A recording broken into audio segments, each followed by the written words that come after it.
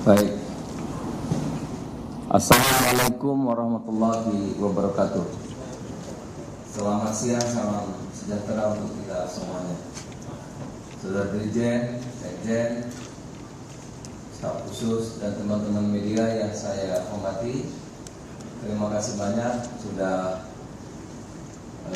hadir selalu bersama Kemendak, mendukung bekerjasama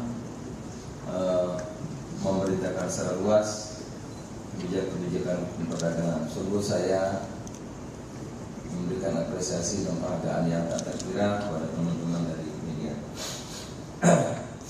Nah, sesuai janji Kemendak, jam 1 ini kita akan menyampaikan pembentukan Satgas. Ya. Latar belakang semua kita tahu, industri tekstil, beberapa yang tutup, keluhan-keluhan termasuk dari Kementerian Perindustrian, kementerian terkait, dari Kadin, dari IPMI, dari asosiasi-asosiasi, API, Apindo, IPindo, ada juga dari asosiasi konstruksi, ada juga dari asosiasi biji plastik, ada asosiasi keramik dan lain-lain.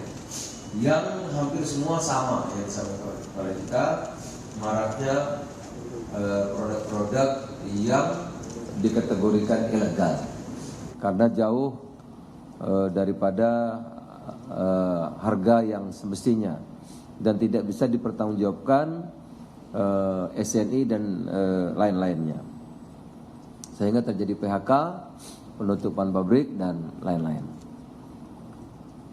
Ya. Nah, oleh karena itu kita bentuklah Satgas, yaitu satuan tugas pengawasan barang tertentu, jadi enggak semua, tertentu yang diberlakukan tata niaga impornya. Gitu. Apa dasar hukumnya? Ada yang tanya kemarin, saya ikuti di media sosial, Undang-Undang Nomor 7 Tahun 2014 tentang perdagangan pasal 38 ayat 1 bahwa pemerintah mengatur kegiatan perdagangan luar negeri melalui kebijakan dan pengendalian di bidang ekspor dan impor. Ya, PP 29 tahun 2021 tentang penyelenggaraan bidang perdagangan pasal 139 ayat 3 bahwa menteri mempunyai wewenang melakukan pengawasan di bidang perdagangan di tingkat nasional. Ya. Satgas ini beranggotakan 11 kementerian dan lembaga, yaitu Kementerian Perdagangan, Kejaksaan Agung, Polri, Kementerian Keuangan, Kemenprin, Kemenkumham, BIN, BP POM, Bakamla, TNI AL, Dinas Provinsi Kabupaten Kota yang membidangi perdagangan dan Kadin. Karena daerah tentu juga harus pemerintah daerah. Tujuannya menciptakan langkah strategis dan pengawasan penanganan masalah impor, menciptakan kondisi antara ST efektif, pengawasan barang tertentu yang diberlakukan tata niaganya, dan kita saksikan ini belum apa-apa kok katanya sudah ada yang sidak, ada yang mana, toko tutup dan sebagainya. Berarti ini memang kan kelihatan memang banyak yang yang ilegal. Tugasnya antara lain melakukan inventarisasi permasalahan terkait dengan barang tertentu yang diberlakukan tata niaga impornya. Ya, kemudian menetapkan sasaran, program dan prosedur kerja, melakukan pemeriksaan perizinan berusaha atau persyaratan barang tertentu yang diberlakukan tata niaga impornya, termasuk standar SNI dan pajak. Ya. Melakukan klarifikasi terhadap pelaku usaha terkait dengan dugaan pelanggaran, tentu tindakan hukum sesuai dengan kewenangan berdasarkan ketentuan perundang-undangan yang berlaku. Nah, tadi saya sudah sampaikan jenis-jenis barang yang diawasi, ya, tekstil dan produk tekstil, pakaian jadi dan aksesoris pakaian jadi, keramik, elektronik, alas kaki, kosmetik, barang tekstil sudah jadi lainnya. Jadi ada 7. Ya. Pelaksanaan tentu pengawasan berkala, pengawasan khusus, dan pengawasan terpadu.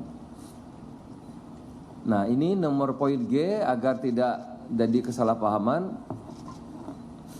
Fokus pengawasan yaitu importir atau distributor. Importir, distributor, ya, itu.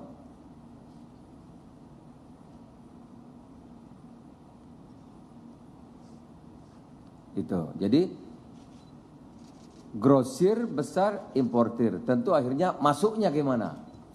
Ya, masuknya gimana? Itu. Tentu nanti di pelabuhan-pelabuhan. Gitu. Ya, bukan retail. Nah, retail itu kan akibat, itu retail. Ada, saya lihat ikut di medsos, ada yang berkembang isu pengawasan yang dilakukan di pusat-pusat perbelanjaan, misalnya. Nah, itu sudah berapa hari? Kan Satgasnya baru hari ini. Tentu Juklak Juknis mungkin paling cepat Selasa bekerja. Nah, jadi kalau ada ramai berita, Satgasnya baru kok belum, ya. Tetapi bagaimana kalau ada, ya tergantung tugas kementerian masing-masing. Kalau sesuai aturan silakan saja. Nah, tapi Satgas ini baru akan bekerja hari Senin, mungkin Juklak Juknis sudah selesai. Selasa saya kira sudah akan kelihatan gerakannya nanti. Ya. Saya kira demikian saudara. Nah, ini surat ke Pusatgas pengawasan barang tertentu dilakukan tanda impor ini baru hari ini kita tanda tangani nomor 932 tahun 2024 ya. Tanggal 18 Juli 2024 berlaku efektif sampai hari ini sampai dengan tanggal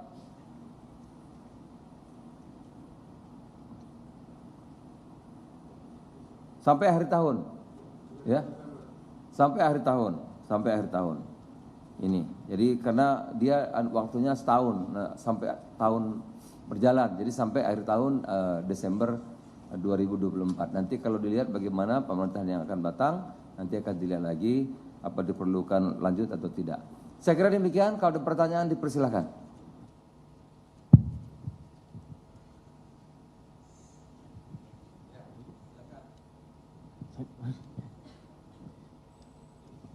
Selamat siang Bapak Menteri. Perkenalkan saya Aji Cakti dari kantor Berita Antara Pak.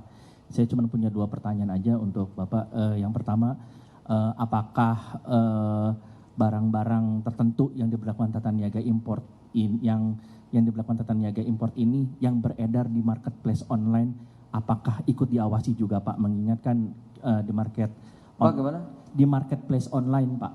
Barang-barang tertentu yang dilakukan tata niaga impor ini yang beredar di marketplace online, apakah ikut diawasi oleh Satgas ini juga Pak? Itu yang pertama. Dan yang kedua, bagaimana strategi dari Kementerian Perdagangan dan Pak Menteri sendiri terkait kemungkinan akan adanya pembalasan atau retaliasi dari